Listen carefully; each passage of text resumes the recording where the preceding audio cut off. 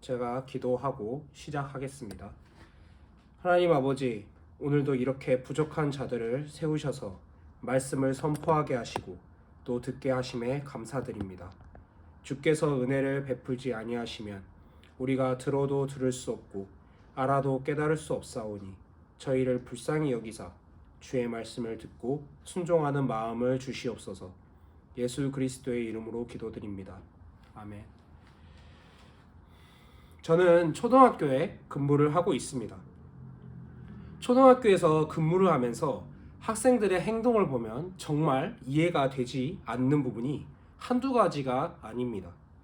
물론 저도 그 시절에는 그렇게 행동했을 것이고 또 실제로 그렇게 행동을 했습니다. 그때의 기억이 어렴풋하게 남아있기에 저도 그렇게 행동했었다는 것을 알고 있지만, 그래도 성인이 된 후에 초등학생들의 행동을 보면 정말 이해가 안 되는 것들이 너무나도 많습니다. 그 중에서 가장 이해가 되지 않는 행동은 바로 복도에서 질주를 하는 것입니다.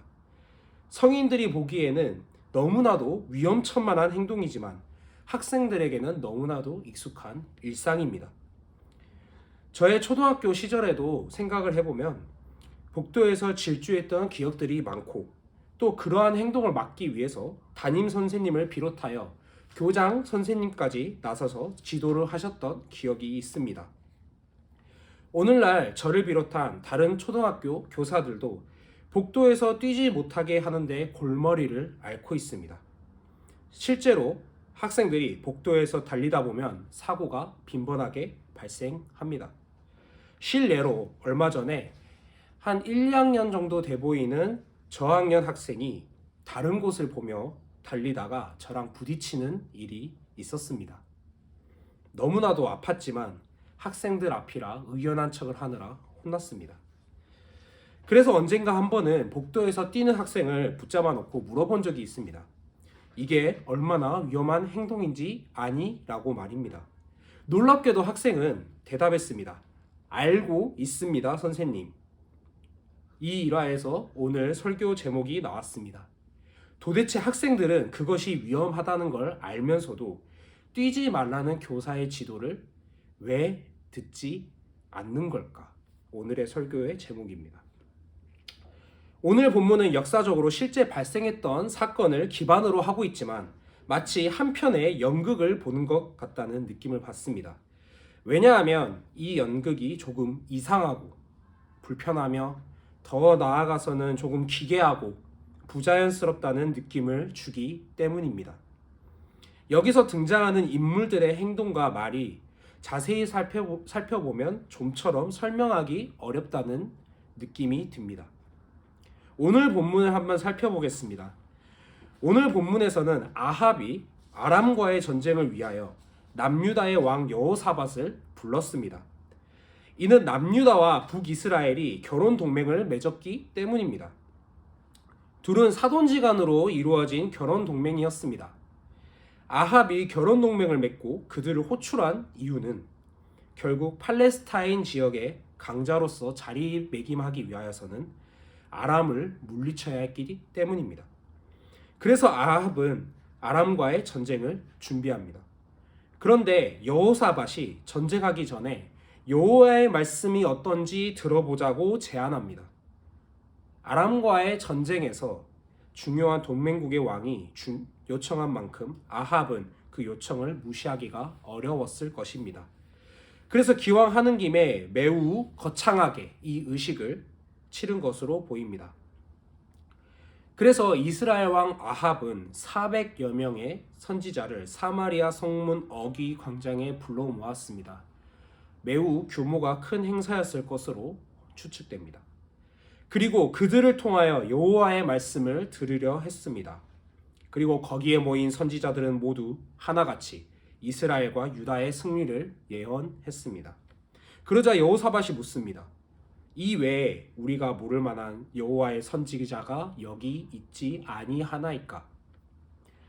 그런데 이러한 여호사밧의 물음을 원어로 보면 조금 다르게 번역을 할 수 있습니다. 이 외에라고 번역된 단어가 더는 또는 아직은 이로도 번역이 될 수 있기 때문입니다. 따라서 다음과 같은 뜻으로 번역해 본다면 이렇게 번역할 수 있겠습니다. 여기에 여호와를 위한 선지자가 아직 없습니까? 이러한 번역에 힘을 실어주는 근거는 바로 아합의 반응에 있습니다. 왜냐하면 아합이 여호사밧의 이러한 물음에 바로 생각해낸 선지자가 있기 때문입니다. 바로 이물라의 아들 미가야입니다. 이 사람은 아합에 대하여 흉한 일만을 예언하기 때문에 아합이 그를 미워한다고라고까지 표현을 합니다. 하지만 아합은 내시를 불러서 미가야를 그냥도 아니고 속히 부르도록 합니다. 매우 급하게 불러오는 것이지요. 여기서 우리는 힌트를 얻을 수 있습니다. 바로 아합과 여호사밧은 지금 있는 400여 명의 선지자가 여호와의 선지자가 아닐지도 모른다고 이미 생각을 하고 있다는 사실입니다. 이후에 나타나는 아합과 미가의 대화가 이 사실을 더 증명해 줍니다. 오늘 본문 15절에서 16절입니다. 이에 왕에게 이르니 왕이 그에게 이르되 미가야야 우리가 길르앗 라못으로 싸우러 가랴 또는 말랴. 그가 왕께 이르되 올라가소서 승리를 얻으소서 여호와께서 그 성읍을 왕의 손에 넘기시리이다. 왕이 그에게 이르되 내가 몇 번이나 내게 맹세하게 하여야 내가 여호와의 이름으로 진실한 것으로만 내게 말하겠느냐. 이게 정말 재미있는 장면입니다. 아합이 미가야에게 싸우러 갈지 말지 예언하라고 명령합니다. 미가야는 이전에 있던 400여 명의 선지자들과 같은 예언을 합니다. 원어로 보면 사용하는 단어와 문장 구조까지 똑같이 이야기합니다. 그러자 아합이 말합니다. 여호와의 이름으로 진실한 것으로만 말하라고 말입니다. 여기서 이제 우리는 확신할 수 있습니다. 이미 아합과 미가야와 여호사밧과 심지어 그곳에 있는 400여 명의 선지자들과 주변에 서 있는 신하들 모두 전쟁에서 승리할 것이라는 예언이 거짓 예언이라는 것을 알고 있다는 사실을 말입니다. 이 이야기의 백미는 뒤에 이어져 나옵니다. 바로 여호와께서 아합을 죽이기 위해 그를 속이는 방법에 대하여 하늘의 군사들과 회의를 하는 장면이 바로 그것입니다. 그리고 거짓말하는 영이 앞으로 나와 아합을 꿰겠다고 나섭니다. 아합을 깨기 위하여 열렸던 이 회의의 장면을 미가야는 아합에게 그대로 노출시켜 버립니다. 왜냐하면 여호와의 말씀이기 때문입니다. 여호와께서는 아합에게 이러한 회의 장면을 보여줘도 아합이 여호와의 말씀을 듣지 않고 전쟁을 하러 갈 것이라는 사실을 이미 알고 계셨기 때문입니다. 그래서 대놓고 나는 너를 속이고 있다는 것을 미가야를 통하여서 아합에게 말씀하시는 것입니다. 이러한 일련의 이야기를 보면 도대체 이게 무슨 이야기인가 싶습니다. 속이는 자나 속는 사람이나 모두 서로를 속이지만 서로가 속고 속이고 있다는 사실을 알고 있습니다. 정말이지 우스꽝스러운 모습입니다. 마치 모두가 한 마음으로 바보가 되어 한편의 개그 꽁트를 찍고 있는 것 같은 모습입니다. 아합의 이러한 모습을 보면 마치 답을 알고 있지만 때를 쓰는 어린아이의 모습처럼 보이기도 합니다. 그렇다면 아합이라는 사람이 어린아이처럼 어리석고 무능하고 멍청해서 이런 모습을 보이는 것일까요? 오므리 왕조의 아합은 아버지 오므리 왕의 뒤를 이어 북이스라엘의 왕이 된 사람입니다. 그는 선왕 때 천도한 도읍인 사마리아 성읍을 증축하고 이후 여러 성읍을 건축하는 등 일국의 왕으로서 많은 일을 한 사람입니다. 그리고 페니키아인의 땅인 시돈 그리고 그곳의 왕과 결혼 동맹을 맺어 국가를 부유하게 만든 사람이기도 합니다.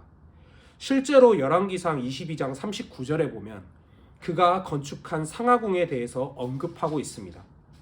아마도 이 상하궁은 그때 당시 그리고 오늘날에도 매우 진귀한 사치품인 상하로 만들어졌다고 할 만큼 사치스럽고 웅장하고 매우 큰 건축물이었을 것이라고 판단됩니다. 그리고 아합은 국제 정세에 밝았고 매우 유능한 전략가이자 수완가이기도 했습니다. 실제로 그는 아람의 베나닷을 하나님의 도움으로 2번 물리쳤을 때 그를 용서하는 과감한 모습을 보여줍니다. 이는 하나님의 심판을 야기하기도 했으나 실제로 그는 아람과의 연합을 통하여 자신들을 위협하는 아수르에 대항하는 동맹을 형성합니다. 실제로 아수르의 사네립 3세를 대항하여 아합은 아람을 포함한 가나안 지역 12왕과 연대하여 카르카르에서 아수르의 침입을 막아냈습니다. 전투의 결과는 양패고상이었으나 실제로는 아수르의 침입을 막아냈기 때문에 전략적으로는 아합의 승리였던 것입니다. 이는 팔레스타인 지역의 소국들이 모여서 아수르에 저항하여 승리를 거둔 정말 역사적으로 몇 안 되는 사례 중에 하나입니다. 이처럼 아합은 영리하고 유능한 사람이었습니다. 그렇기에 우리는 이 길르앗 라못을 차지하기 위한 전투에 대한 배경을 유추해 볼 수 있습니다. 원어로 보면 전투라는 단어에 정관사가 붙어 있습니다. 이는 어떤 특정한 전투를 이야기하는 것인데요. 이를 통해서 이 전투가 이미 벌어지고 있거나 아니면 국제 정세상 피할 수 없는 전투라는 사실을 우리는 유추할 수 있습니다. 즉 아합은 이 전투를 반드시 치러야 하는 상황에 놓여 있는 것입니다. 그러한 아합의 상황에 대하여 여호와께서는 아합을 조롱하시듯이 그에게 말씀하시는 것입니다. 나는 너를 속이고 있다. 그런데 너는 내가 속는다는 것을 알면서도 다른 선택 방안이 없다. 내가 뭘 할 수 있느냐? 내가 전투에 나가서 내가 내리는 화를 맞이하는 것 외에 다른 선택지가 있느냐? 라고 말입니다. 하지만 아합에게는 실제로 살 방법이 있었습니다. 바로 국제정세가 어떻든 처해진 상황이 어떻든 그냥 전투에 나가지 않는 것입니다. 여호와의 경고의 말씀을 받는 것입니다. 하지만 아합은 그렇게 행동하지 않았습니다. 도대체 아합은 왜 듣지 않는 걸까요? 우리가 고민해야 할 부분이 바로 이것입니다. 아합은 왜 듣지 않는 걸까? 이것에 대한 힌트 역시 본문의 여러 장치들에 의해서 드러납니다. 우선 본문 5절을 보겠습니다. 함께 성경을 살펴보면서 보시면 좋을 것 같은데요. 우리가 보는 개역 개정에는 해당 단어들이 누락되어 있습니다. 원어 성경에는 그 날과 같이라는 표현이 있습니다. 그래서 그것을 넣어서 번역해 보면 다음과 같습니다. 그리고 여호사밧이 이스라엘 왕에게 말했다. 부디 당신은 그 날과 같이 여호와의 말씀을 찾으시오. 그렇다면 여호사밧이 말하는 그 날이 도대체 어떤 날을 의미하는 것일까요? 그 날은 바로 본문 앞에 있는 그 사건을 의미하는 것 같습니다. 바로 나봇의 포도원 사건입니다. 아합은 이스라엘에 있는 나봇의 포도원을 탐하였습니다. 하지만 그것을 나봇이 왕에게 팔지 않자 나봇을 죽임으로 그 포도원을 차지하게 되었습니다. 그때 엘리야를 통해서 여호와께서 심판을 예언하십니다. 그러자 아합은 다음과 같이 반응합니다.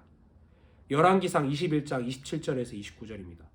아합이 이 모든 말씀을 들을 때 그의 옷을 찢고 굵은 배로 그의 몸을 동이고 금식하고 굵은 배에 누우며 또 풀이 죽어 다니더라. 여호와의 말씀이 디셉 사람 엘리야에게 임하여 이르시되 아합이 내 앞에서 겸비함을 내가 보느냐? 그가 내 앞에서 겸비함으로 내가 재앙을 저의 시대에는 내리지 아니하고 그 아들의 시대에야 그의 집에 재앙을 내리리라 하셨더라.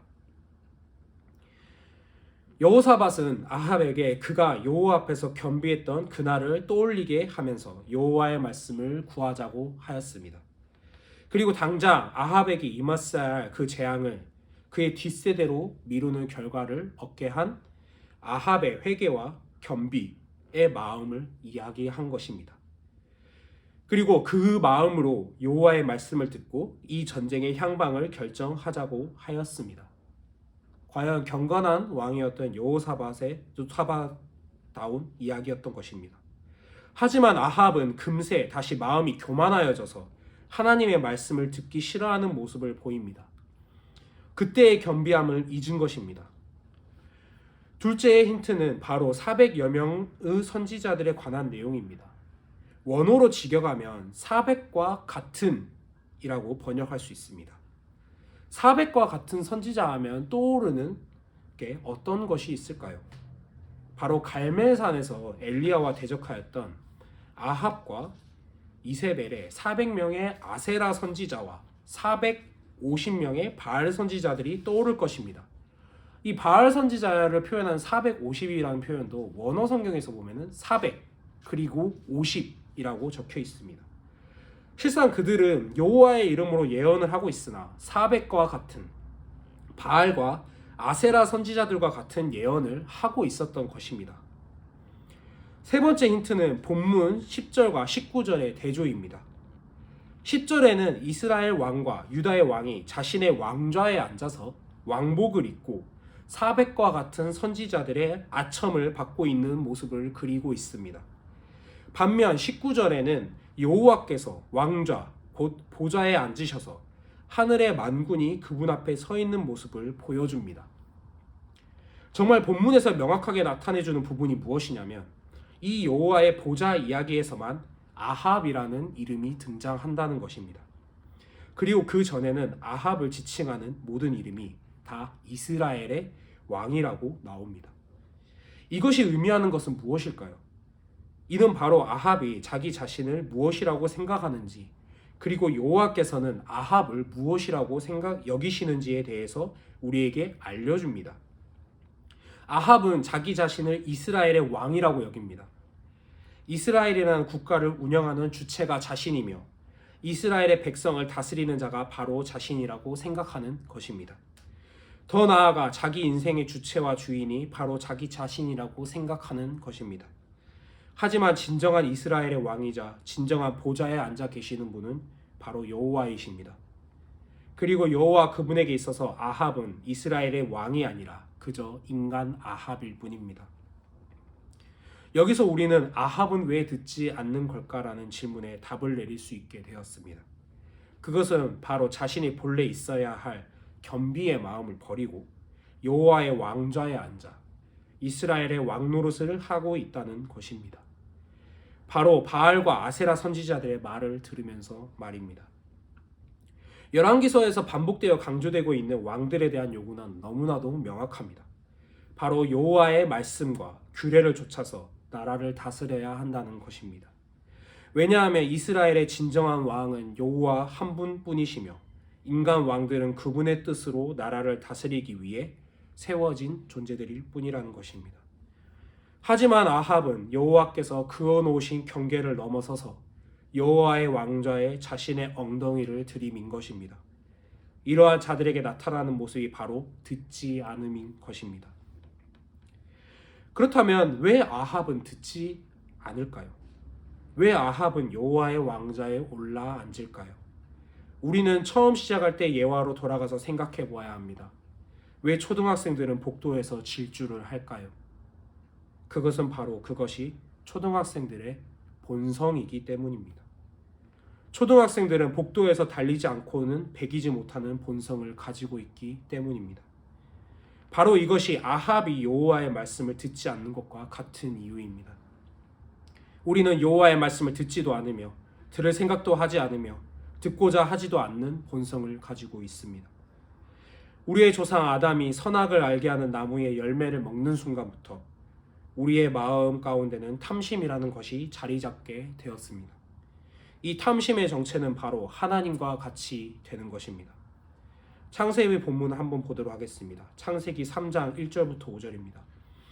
그런데 뱀은 여호와 하나님이 지으신 들짐승 중에 가장 간교하니라. 뱀이 여자에게 물어 이르되 하나님이 참으로 너희에게 동산 모든 나무의 열매를 먹지 말라 하시더냐. 여자가 뱀에게 말하되 동산 나무의 열매를 우리가 먹을 수 있으나 동산 중앙에 있는 나무의 열매는 하나님의 말씀에 너희는 먹지도 말고 만지지도 말라 너희가 죽을까 하노라 하셨느니라. 뱀이 여자에게 이르되 너희가 결코 죽지 아니하리라. 너희가 그것을 먹는 날에는 너희 눈이 밝아져 하나님과 같이 되어 선악을 알 줄을 하나님이 아심이니라. 동산 나무 중앙에 있는 선악을 알게 하는 나무의 열매를 우리의 조상들이 먹었습니다. 이것이 문제가 되는 것은 하나님께서 그것을 먹지 말라고 명령하셨기 때문이고 더 나아가 그들이 하나님과 같이 되고 싶어하는 탐심을 가지고 그것을 먹었기 때문에 문제가 되는 것입니다. 이러한 탐심이 우리 가운데 들어온 이후로 우리는 하나님이 아니라 자기 자신이 인생의 왕과 주인이 되어 살아가게 되었습니다. 오늘 본문의 장면을 머릿속으로 생각해 보시기 바랍니다. 아합과 여호사밧이 왕좌에 앉아 왕복을 입고 넓은 광장에 위풍당당하게 앉아 있습니다. 그리고 400여 명의 선지자들이 허다하게 나와 왕이 듣고 싶어하는 말과 아첨을 하며 온갖 몸부림을 치고 있습니다. 그때 여호와의 말씀을 가진 한 선지자가 나와 예언합니다. 당신은 이스라엘의 왕이 아니다. 이러한 일들이 오늘날 우리들에게 일어나고 있지는 않습니까? 우리는 수많은 선생과 스승들과 멘토들에게 인생에 대해서 배웁니다. 그리고 인생을 어떻게 살아가야 되는지에 대해서 배웁니다. 인생의 주인은 당신이다. 당신의 꿈과 비전을 가지고 그 꿈과 비전을 이루기 위해 살아라. 꿈은 이루어진다. 세상에서 가장 중요한 것은 당신의 행복이다. 행복을 위하여 살아라. 행복하면 모든 것이 다 잘 될 것이다. 당신이 살아가는 이유는 당신의 행복 때문이다. 400여 명의 거짓 선지자들의 예언과 같이 우리는 이러한 가르침을 들으며 살아갑니다. 이러한 가르침이 모든 세상을 다스리고 있습니다. 하지만 제가 여러분들께 묻겠습니다. 우리 인생의 목적이 과연 우리의 행복입니까? 우리의 주체적인 삶입니까? 우리가 주인된 삶입니까? 잘 되는 나입니까? 우리 인생의 모든 선택과 결정은 우리를 위해서 하는 것입니까? 과연 모든 사람이 인생을 살아가는 목적이 자신의 행복이라는 사실이 진리일까요? 성경은 우리에게 말씀합니다. 우리 삶의 주인은 여호와 한 분뿐이시다. 우리는 여호와의 말씀을 듣고 순종하면서 살아가는 것이 우리의 인생의 목적이다. 우리의 삶의 목적은 우리의 행복이 아니다. 우리의 삶의 목적은 여호와의 영광을 드러내는 것이고 그분을 사랑하는 것이다. 우리의 모든 노력과 시간과 땀방울을 흘려 공로를 쌓아서 그 대가로 하나님께 무엇을 받아내는 것이 아니다. 오직 여호와의 기뻐하신 뜻과 은혜로 우리가 구원을 받고 그분의 자녀가 되는 것이다. 우리가 구원을 받는 것은 우리의 선이 아니라 여호와의 기뻐하신 뜻 때문이다. 말씀을 마무리하려고 합니다. 그렇다면 우리는 성경에서 우리에게 알려준 대로 우리 인생의 주인이 여호와 한 분뿐임을 인정하고 그 말씀에 순종하며 살아갈 수 있을까요? 마치 초등학생이 복도라는 환경을 만나면 질주를 할 수밖에 없는 것처럼 우리는 하나님의 말씀을 들을 수 없게 돼버렸습니다. 왜냐하면 우리 인생의 주인이 자기 자신이라고 우리는 굳게 믿고 있고 그것이 우리의 본성 안에 심겨져 있기 때문입니다. 그렇다면 우리에게는 어떤 해결책이 있을까요? 그저 아합처럼 여호와의 말씀을 듣지 않으므로 재앙으로 나아가는 선택지밖에 없을까요? 네, 맞습니다. 인간 편에서는 그저 한 가지, 여호와께 반역하여 그분의 말씀을 듣지 않고 순종하지 않는다는 선택지밖에 없습니다. 그렇기 때문에 여호와께서 자신의 열심으로 다른 길을 준비하실 수밖에 없으셨습니다. 에스겔서 36장 22절에서 28절 말씀입니다. 그러므로 너는 이스라엘 족속에게 이르기를 주 여호와께서 이같이 말씀하시기를 이스라엘 족속아 내가 이렇게 행함은 너희를 위함이 아니요 너희가 들어간 그 여러 나라에서 더럽힌 나의 거룩한 이름을 위함이라. 여러 나라 가운데서 더럽혀진 이름 곧 너희가 그들 가운데서 더럽힌 나의 큰 이름을 내가 거룩하게 할지라. 내가 그들의 눈앞에서 너희로 말미암아 나의 거룩함을 나타내리니 내가 여호와인 줄 여러 나라 사람이 알리라. 주 여호와의 말씀이니라. 내가 너희를 여러 나라 가운데에서 인도하여 내고 여러 민족 가운데에서 모아 데리고 고국 땅에 들어가서 맑은 물을 너희에게 뿌려서 너희로 정결하게 하되 곧 너희 모든 더러운 것에서와 모든 우상 숭배에서 너희를 정결하게 할 것이며 또 새 영을 너희 속에 두고 새 마음을 너희에게 주되 너희 육신에서 굳은 마음을 제거하고 부드러운 마음을 줄 것이며 또 내 영을 너희 속에 두어 너희로 내 율례를 행하게 하리니 너희가 내 규례를 지켜 행할지라. 내가 너희 조상들에게 준 땅에서 너희가 거주하면서 내 백성이 되고 나는 너희 하나님이 되리라. 하나님의 왕좌에 앉아 자기 인생의 주인 노릇을 하고 있는 우리에게는 속이는 영으로 하나님의 말씀이 주어집니다. 하지만 여호와께서는 자신의 거룩한 이름을 위하여 백성들을 죄 가운데 버려두지 않으셨습니다. 곧 속이는 영이 아닌 새 영을 우리에게 주셔서 인생의 주인의 자리에서 우리를 내려오게 하시고 여호와만을 우리 인생의 주로 모시며 그분의 말씀을 듣고 순종할 수 있게 하셨습니다. 그것을 통하여 우리는 여호와 하나님과 올바른 관계를 다시 맺을 수 있게 되었습니다. 초등학생이 복도에서 질주를 하지 않도록 만드는 방법은 단 한 가지밖에 없습니다. 바로 초등학생이 나이를 먹고 자라면 됩니다. 저는 정말 급한 일이 발생하지 않고서는 초등학교에 있는 성인들 중 복도를 질주하는 사람을 한 명도 본 적이 없습니다. 그것은 바로 나이를 먹어 초등학생의 본성으로부터 그들이 벗어났기 때문입니다. 그런 것처럼 우리도 완전히 새로운 본성을 가져야 합니다. 그것을 위하여 여호와께서는 우리에게 새 영을 주셔서 우리를 새로운 피조물로 만드십니다. 여호와께서는 자신에게 반역하여 자기 자신을 자신의 인생의 주인으로 살아가던 우리의 옛 본성을 죽이시고 우리를 여호와의 백성으로 살아갈 수 있도록 새로운 본성을 우리에게 주셨습니다. 성령 하나님으로 말입니다. 예수께서 대답하여 이르시되 진실로 진실로 내게 이르노니 사람이 거듭나지 아니하면 하나님의 나라를 볼 수 없느니라. 니고데모가 이르되 사람이 늙으면 어떻게 날 수 있사옵니까? 두 번째 모태에 들어갔다가 날 수 있사옵나이까?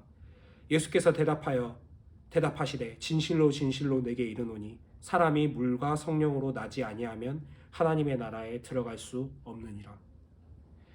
그러므로 성령 하나님을 우리 안에 보내시고 우리의 영을 다시 태어나게 하신 하나님께 간구합시다. 성령 충만함을 우리에게 주시기를, 우리가 하나님의 말씀을 들을 귀를 주시기를, 우리가 하나님의 말씀을 깨달을 수 있는 지혜를 주시기를 항상 간구합시다. 솔로몬이 듣는 마음을 하나님께 구할 때 하나님께서 그의 기도를 기뻐 받으셨다는 사실을 기억하도록 합시다. 기도하겠습니다. 하나님, 저희는 본성상 하나님께 반역하며 하나님의 말씀에 불순종하는 자들로 태어났습니다. 하지만 하나님께서 우리를 불쌍히 여기셔서 성자를 이 땅에 보내시어 우리 죄를 대속하시고 약속의 새 영이신 성령 하나님으로 말미암아 우리를 거듭나게 하셨습니다. 그리고 우리를 하나님의 백성으로 삼아 주셨습니다.